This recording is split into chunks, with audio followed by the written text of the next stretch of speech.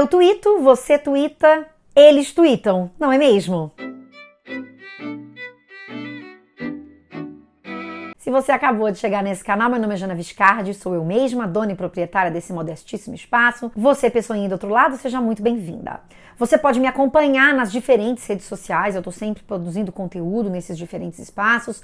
Pode, claro, que é muito importante apoiar a produção de conteúdo no canal, lá no apoia-se/Jana Viscardi, ou então aqui mesmo no clube de membros do YouTube. Eu agradeço demais as pessoas que vêm me apoiando nesses espaços, é fundamental para a continuidade do meu trabalho. E há diferentes formas também de apoiar, como deixando aqui o seu like, já não esquece disso, deixando um comentário e compartilhando esse conteúdo com outras pessoas.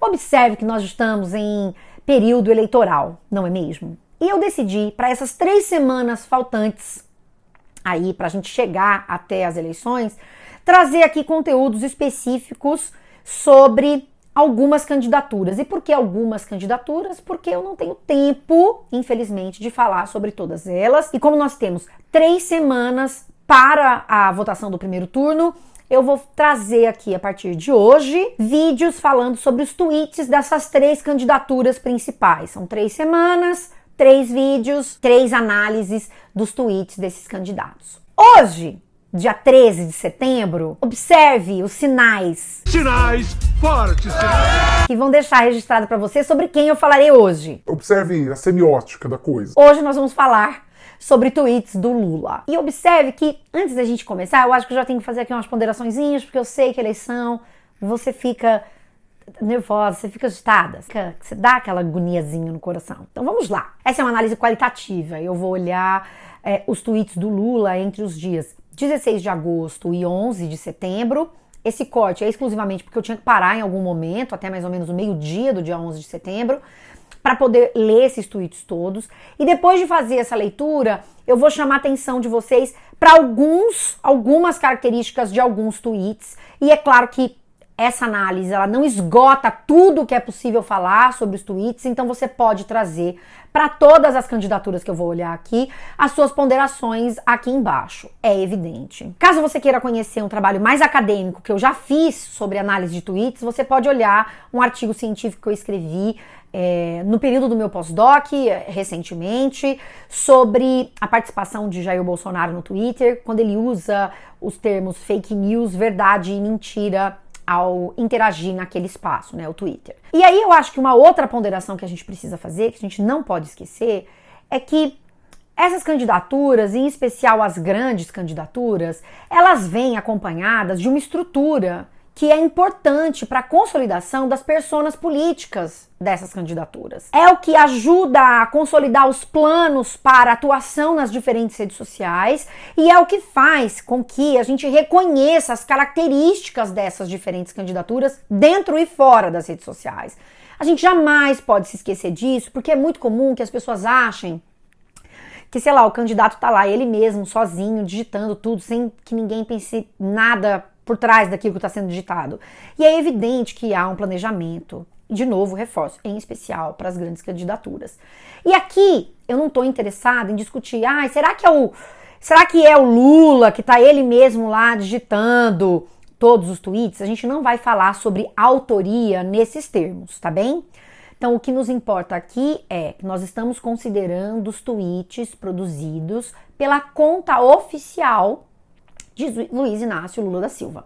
E é isso que nos interessa. Quando a gente olha para os tweets lá do Lula, a primeira coisa que a gente pode tentar pensar é em torno de que se dedica a essa comunicação nesse espaço. E eu acho que tem alguns elementos que são centrais e que provavelmente são semelhantes para os diferentes candidatos, né? Então, eu acho que a primeira delas é pensar assim: datas comemorativas, episódios graves que acontecem podem ser comentados por essas candidaturas. Então, a gente vê que Lula vai lá, ele vai dar condolência, sei lá, morreu a rainha, ele vai lá fazer uma ponderação sobre a morte da rainha. Existe aí uma data comemorativa, 7 de setembro, então vai se falar sobre a data comemorativa. Alguém foi morto, foi assassinado, a gente teve episódios de violência política, ele vai lá também e se solidariza e fala sobre isso. Então, esse é um tipo de tweet que aparece nos tweets da conta oficial do Lula. Para além disso, uma outra coisa óbvio é uma figura que é um candidato, então o que a gente vai ter são tweets mais diretamente relacionados à campanha. E que tweets são esses? São esses. De um lado, você tem tweets que vão estar relacionados a engajamento de campanha, do tipo, vamos lá, vamos juntos, né? Não se esqueça do WhatsApp, chamando mesmo a comunidade para participar da campanha. E por outro lado, você tem tweets destinados a falar sobre as pautas que interessam a essa candidatura. E aí vai falar sobre o programa de governo mesmo, né? E aí dentro desse escopo de falar sobre a candidatura e o programa de governo, vários temas vão ser abordados, né? E dentre os temas que a gente observa, e possivelmente algo me escapou, você pode trazer aqui embaixo, a gente tem questões relacionadas à fome, ele vai falar diretamente sobre a fome, vai falar sobre educação, vai falar sobre saúde. Quando fala sobre saúde, vai também falar sobre aquilo que já fez e aquilo que quer restabelecer, assistência social de maneira geral, meio ambiente. E aí aqui tem outros temas que vão ser trazidos: religião, trabalho, resgatar o trabalho, trazer de volta as pessoas para o trabalho, as pessoas pobres, e ele se direciona diretamente às pessoas pobres, isso é algo que é importante para ele, e ele traz bastante. E quando vai falar de meio ambiente, ele fala, por exemplo, sobre o garimpo em terras indígenas.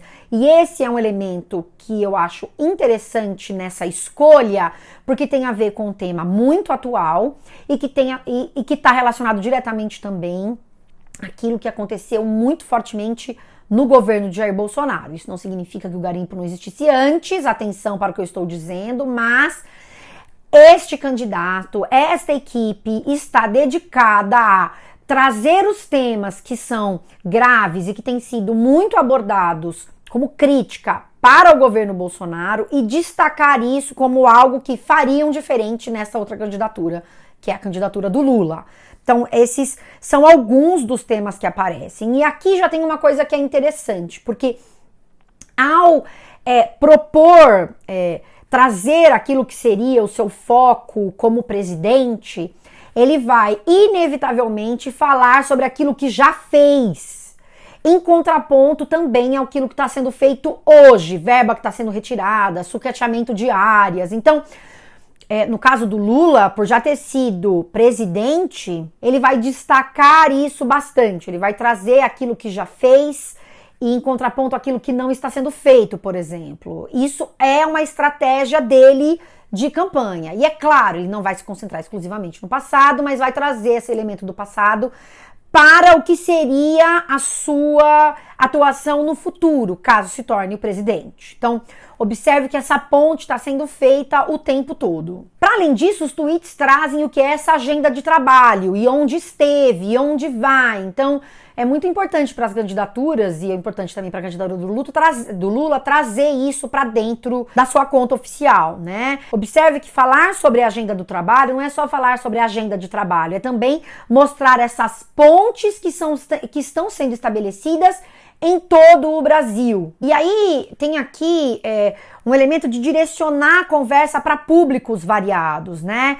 E no caso do Lula, ele faz isso bastante. Então ele vai falar com gamers, com trabalhadores, ele também vai falar com as empregadas domésticas. É um ponto que é importante. Um outro elemento que eu destaco aqui, dentro desses acenos, é o aceno que ele faz aos evangélicos e a esses políticos dos diferentes estados, né? Então, e isso é importante porque conversa diretamente com um contraponto a Bolsonaro. Então, você vai observar que o Lula, o direcionamento dele crítico está ao governo atual do Jair Bolsonaro, né?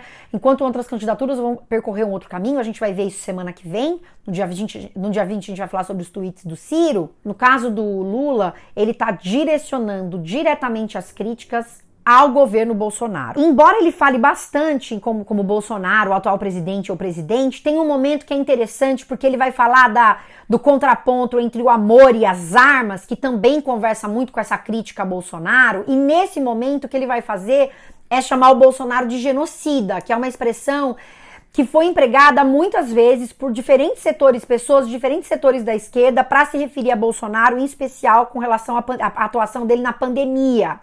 E aí o Lula vai dizer assim: o povo quer tranquilidade, um presidente que fale de amor e não de armas. Aqui o contraponto amor e armas, né? Nessa crítica direta a Bolsonaro.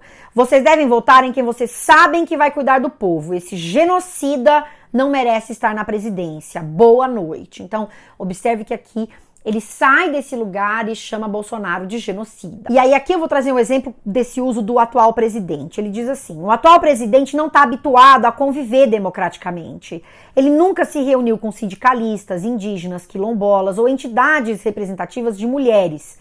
Ele só se reúne com a turma dele para fazer mentiras. Para ele, mentir ou falar a verdade não tem diferença. Então observe que ele está fazendo um contraponto daquilo que ele é para aquilo que o outro não é.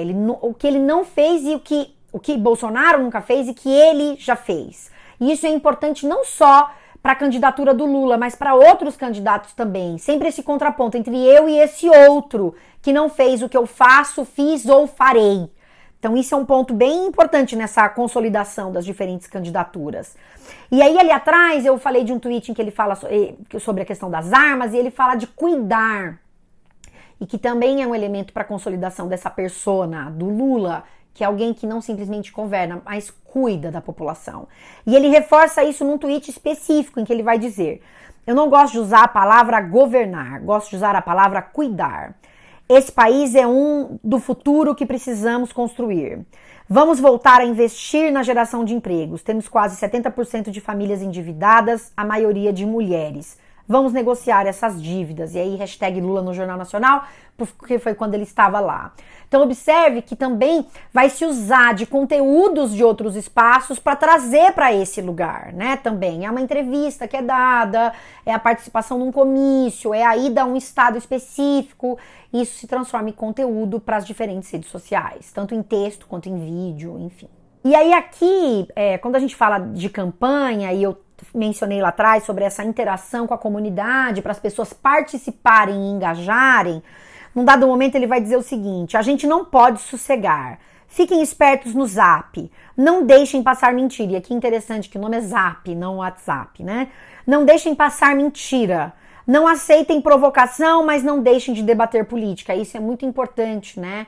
Porque ele é alvo da atenção de várias candidaturas, né? Em especial do Bolsonaro, do Ciro, né? Então é bem importante ele dizer: não aceitem provocação. Isso é uma estratégia de como é que ele está interagindo. Não vamos deixar a mentira vencer a verdade. E aí, de novo, o lugar do contraponto entre a mentira e a verdade, relacionado também à figura do Bolsonaro, claro.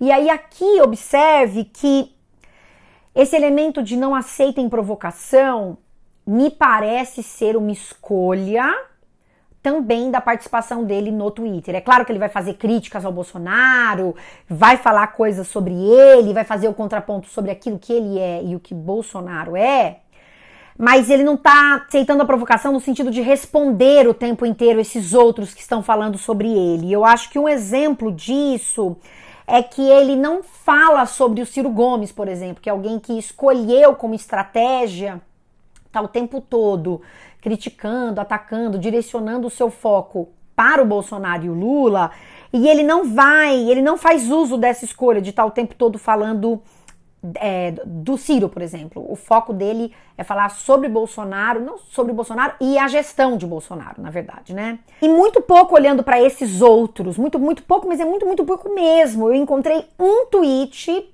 desse período que eu mencionei para vocês, em que ele vai falar do Ciro Gomes, e ainda de maneira indireta. E ele diz assim: não tem por que ter vergonha de tentar ganhar no primeiro turno. Se quem tem 5% sonha em ter 40%, de quem ele tá falando aqui? E de maneira irônica ainda, ele tá falando do Ciro. Porque quem tem mais de 40% não pode sonhar em ter mais um pouquinho e ganhar no primeiro turno. Então observe que ele faz essa ironia aqui, mas ele não está rebatendo coisas, digamos assim, né, de críticas que estão o tempo todo sendo feitas a ele, entende? Então tem um movimento diferente aqui, ele faz uso dessa lógica, ele faz uso dessa referência de maneira irônica, né?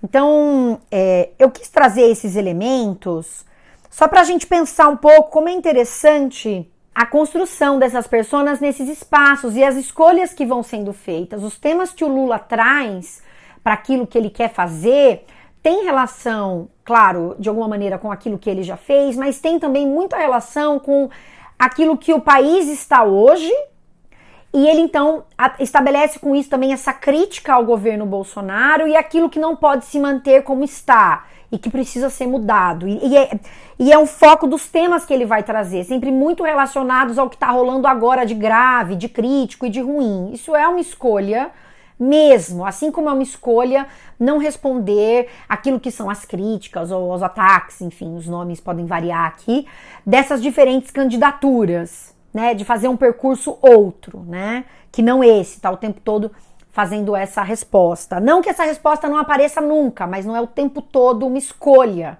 de fazer esse caminho, né.